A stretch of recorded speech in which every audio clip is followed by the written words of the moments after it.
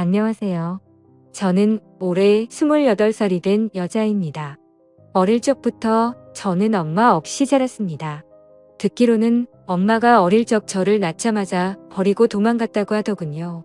갓난 아이였던 저를 아빠는 도저히 혼자 키울 수가 없었고 그런 저를 고아원에 보내겠다던 아버지를 필사적으로 말리던 할머니의 말씀을 들었습니다. 할머니께서는 자기가 키우겠다며 말씀하셨고 그렇게 저는 할머니 손에 자라나게 되었습니다.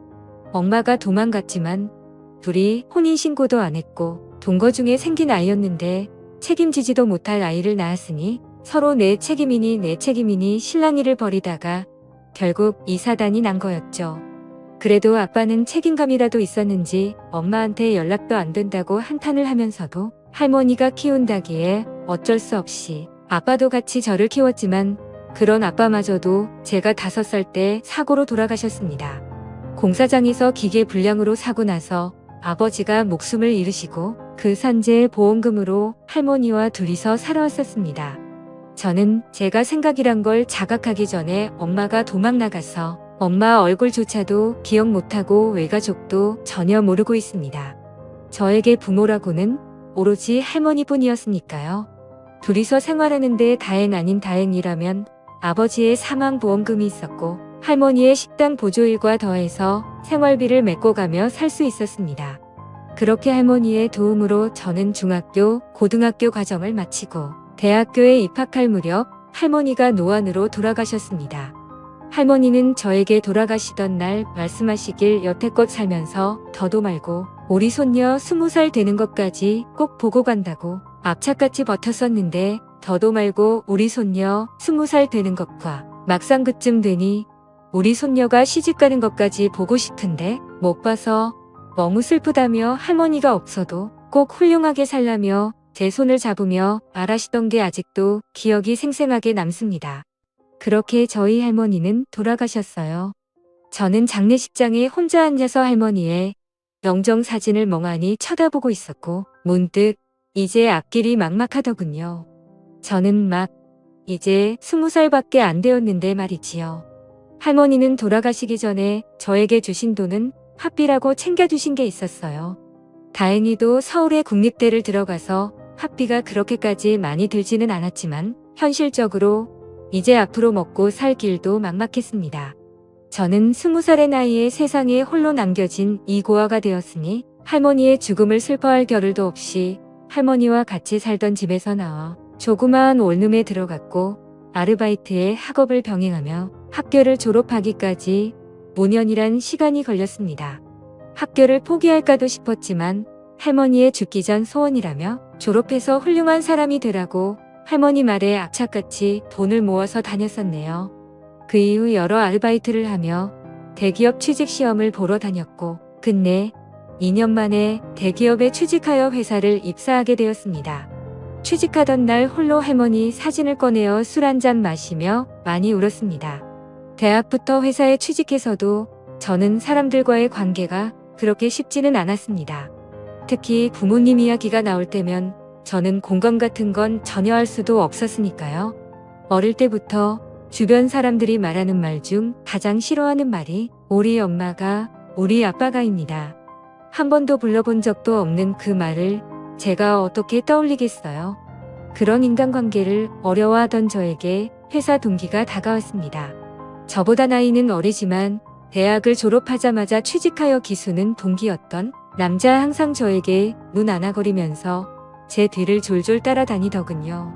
듣기로는 집도 잘 산다 하고 딱 봐도 엄청 귀하게 자란 남자였습니다. 학교도 저보다 훨씬 좋은 곳을 나왔고 살면서 고생이라고는 안 했는지 손에 굳은 살 하나 없더라고요. 제가 동기 모임이나 회사에서도 잘 어울리질 못하고 있으면 언제나 부침성 있게 다가와서 저를 끌어다 놓고 챙겨주는데 정이란 게 무엇인지 점점 그런 동생이 듬직한 남자로 보이기 시작했고 저도 점점 끌리기 시작했었습니다. 그렇지만 저도 제 처지를 잘 알고 있습니다. 사실 대학생 때 처음으로 사귀었던 남자친구가 있었는데 남자친구의 엄마가 남자친구 모르게 몰래 찾아와서 우리 아들 그만 만났으면 좋겠다고 부모도 없는 아이 양 만나서 얼마나 고생을 시키려고 하냐며 쏘아붙이던 말에 저도 충격을 받아서 휴학도 하곤 했었거든요. 그 트라우마가 있어서 그 동기 남자에게 끌리는 제 모습에 또 겁이 났습니다. 그렇게 더 밀어내자 남자는 더욱 안달이 났는지 온갖 선물이며 말도 안 되는 억지를 부리며 데이트 약속을 잡는 등 저를 계속 설득하더군요. 그렇게 두어 달을 매달리던 남자가 계속 거절하며 밀어내었더니 알겠다며 자기는 이제는 지기주디는 여자들도 말고 회의 그토록 싫은 가면 어쩔 수가 있지 않겠다며 하지만 후회 없이 매달리다.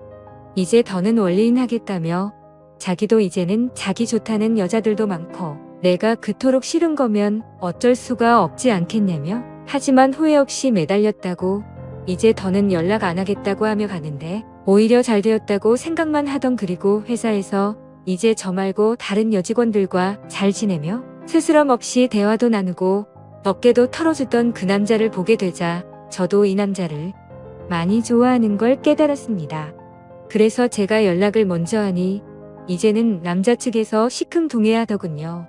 반대로 제가 매달리게 되었습니다. 결국 저희 집으로 찾아온 남자친구와 제자 주방에서 술을 진땀 마시고 연인이 되기로 하였습니다. 남자친구는 자기가 그렇게 매달릴 땐 먼저 연락도 없고 연락해도 시큰둥하던 제가 다른 여자랑 이야기하는 모습을 보이니 발끈하는 걸 보고 일부러 더 그렇게 행동했다고 하더군요. 그리고는 이런저런 이야기들을 많이 나눴습니다.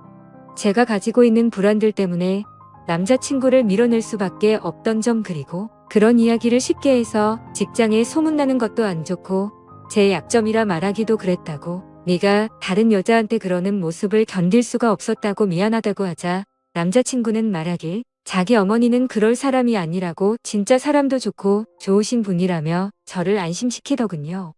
제가 남자친구 눈치를 보며 부모도 없는 처내고 아인데 괜찮냐니까 간 오히려 그런 환경에서 혼자서 이렇게 성장한 게 너무 대단하다고 자기였으면 과연 가능했을까? 난 그냥 되는 대로 살지 않았을까? 라는 생각을 하게 된다고 그러면서 저랑 함께라면 어떤 힘든 일이 생겨도 둘만 있으면 다 이겨내지 않겠냐며 남자친구는 사실 그렇게 힘든 삶을 이야기 속에서나 들었지 극복한 제가 진심으로 정말 너무 존경스럽다고 하더군요.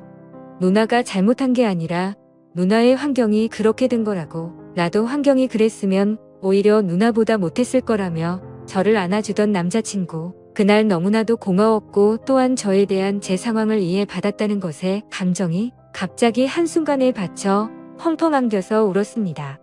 그런 제 과거를 알았음에도 남자친구는 정말 내색 한 번 없이 언제나 저에게 지극정성이었고 사귄 지 시간이 지나도 항상 그대로였어요.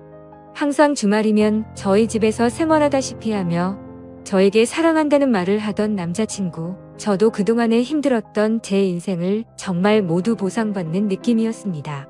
그러던 어느 날 남자친구는 이렇게 지내지 말고 슬슬 우리도 나이도 차가는데 결혼을 준비해보는 게 어떻겠냐고 자기 부모님을 만나보자는 말에 저는 겁을 먹었지만 남자친구의 진득한 설득에 처음으로 만나러 가게 되었습니다.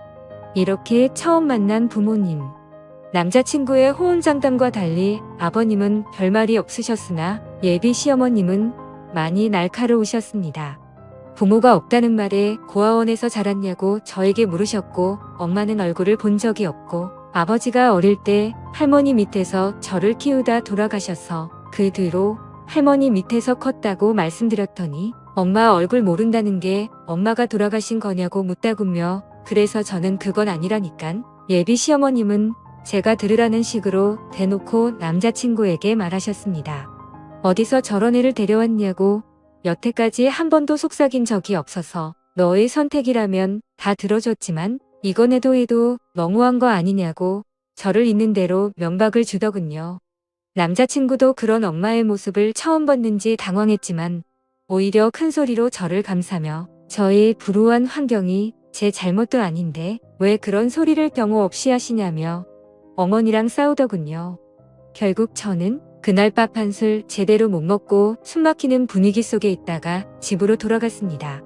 남자친구는 저를 따라와 저랑 그냥 살고 혼인신고하겠다며 깨를 부리는 걸. 너까지 이러면 우리 둘이 진짜 아무것도 안 된다고. 부모 등지고 살 것도 아닌데 집에 가서 부모님 달래드리시라고. 나 같아도 나 같은 여자 우리 아들이 결혼한다 데려오면 솔직히 싫어할 거라고. 겨우 남자친구를 집으로 돌려보냈습니다. 그렇게 우여곡절은 정말 더 많았고 예비시모는 저를 정말 증오하듯이 싫어했으나 자기 아들이 저 아니면 안 된다고 식음을 전폐하고 밖으로도 안 나가자 결국 결혼을 허락해 주셨습니다. 그렇게 결혼을 준비하던 어느 날 제가 청첩장에 들어갈 부모님 문제로 시어머니께 연락드렸고 친모 이름은 모르고 아버지 이름만 올리겠다고 하자 참 가지가지 한다며 허락했습니다. 그리고 청첩장 샘플을 드렸더니 시어머니의 얼굴이 너무나도 와락 변하는 겁니다. 덜덜 떨면서 아버지 이름이 조땡땡 씨가 맞냐고 묻더군요. 맞다고 혹시 아시는 분이냐니깐 아무것도 아니라며 말하던 시어머니 그렇게 어느 정도 시일이 지나 저에게 갑자기 전화를 하시더니 조용히 따로 보자며 저희 집으로 찾아와서는 이 결혼은 안 된다고 딱 잘라서 말하더군요. 대체 이제 와서 왜 그러시냐고 청첩장도 이제 다 나오고 결혼식장도 계약금도 모두 걸어놨다니깐 저한테 서류를 한 장 보여주더군요. 친자 확인 검사서였습니다. 저랑 시어머니하고 친자 확인서였어요. 그걸 보자 저는 시어머니가 제 어머니라는 걸 읽게 되었습니다. 제가 아무 말도 안 하고 가만히 있자 시어머니는 저에게 미안하다고 자기가 그땐 가난한 남자랑 한순간의 실수로 얘를 낳은 거라 도망친 거였다고 하더군요. 그래서 평생 잊고 살았는데 지기가 지은 죄가 이렇게 드러날 줄 몰랐다네요. 자기 남편이고 아들이고 자기의 과거를 모르니까 그냥 자신이 가지고 있는 돈 거의 전부 다 저한테 줄 테니 제발 그냥 아무 말 없이 해외라도 나가서 쉬다 오라고 모든 건 다 자기가 책임을 진다며 말했습니다. 그토록 그동안 저를 표독스럽게 갈구던 예비시모가 알고 봤더니 제가 어릴 때 버리고 떠나서 이 모든 불행을 만든 친엄마였다니 거짓말 같게도 이 모든 일은 사실이었습니다. 저는 제 이복동생과 살을 맞대며 살아왔던 것이었고 결혼까지 하려고 한 것이었죠. 그 다음 날 제 엄마는 다시 찾아와 저에게 거액의 돈을 주고 가며 제발 부탁한다는 말을 하길래 제가 화가 나서 이대로 못 간다며 왜 당신 때문에 내가 이 결혼을 파토내야 되냐고 그냥 남자친구랑 결혼해서 살면 우리도 아무것도 모를 일 아니냐고 따지니 어차피 밝혀지면 법적으로도 저희는 부부가 될 수 없다며 다 자기의 죄라고 평생 사죄할 테니 제발 좀 떠나달라고 하더군요. 결국 저는 남자친구에게는 편지 한 통을 남기고 회사도 사표를 내고 떠났습니다. 제 박복한 인생에 비행기 한 번 타본 적 없었는데 이렇게 첫 해외 여행이 신혼여행이 아니라 이런 식으로 하게 될 줄은 꿈에도 몰랐네요. 저는 이제 어떻게 살아야 하나요? 제 사연 들어주셔서 감사해요.